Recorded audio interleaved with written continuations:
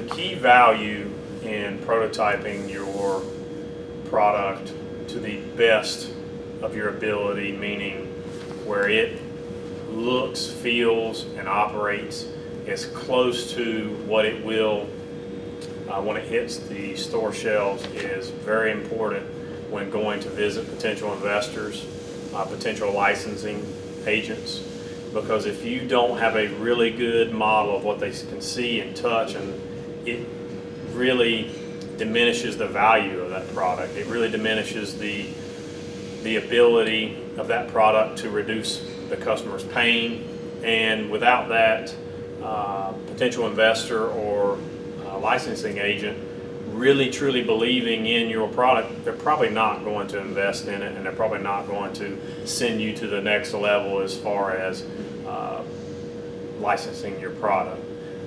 The key issue is if you see something and it looks like you've put it together out of parts from Home Depot or Lowe's, it's a matter of trust and risk that they're putting into that product that, man, the fit and finish is just not what we're looking for. We don't think this product will sell.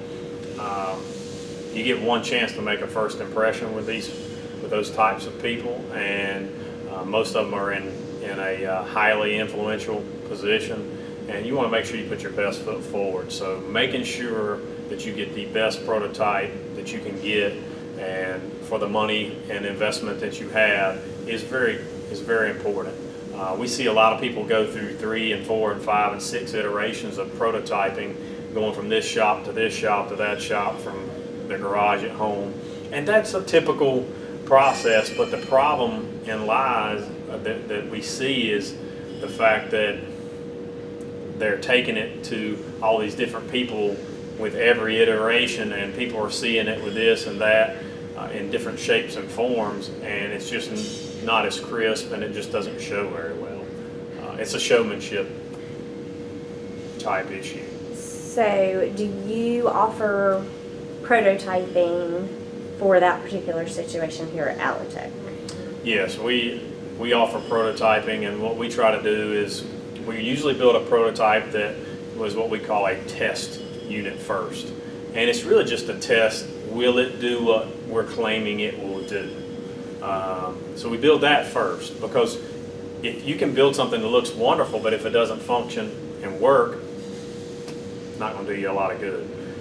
So we typically try to do a fit, form, and function prototype first to make sure it will perform, and then we move into the 3D modeling, making it where it's a consumer-friendly product, if that's what it is, and where we do a lot of 3D printing of the parts, where we try to make them, we do a lot of painting, and from Bondo to you name it, to try to make those parts look as realistic as we can. A lot of molding, quick molding of pieces and parts, machining it all out of billet, knowing that we're going to injection mold it, but we still do that to make sure.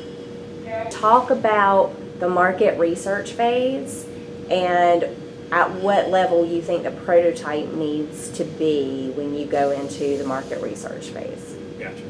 So a lot of our clients start off building this, prototype in their garage, and they come to us and they say, hey, we're ready to make this product. And the biggest problem we find is that they've done no market research. They don't know how many they can sell. They don't know how big the market is, and they've done no real life market research with their product. And so what we found, we've had several clients come to us. The prototypes were just not at the level that they needed to be, but we sent them out. We did the market research. We got back a lot of negative, feedback, but it was really all about the fit and the form of the product, and not really knowing what main market or sector that product's going to be successful in. So you're out sending prototypes to 5 or 6 different markets, just testing the waters. But it all goes back to the market research. If you don't have a third party out there doing it, you can try to do it yourself, but you always have to ask yourself, are you reading and believing your own hype, or are you getting good firm data from an outside source? I used to do the same myself. You know, I would think that I had invented the greatest possible piece, and then when I got it out doing the market research, I found out I was way off.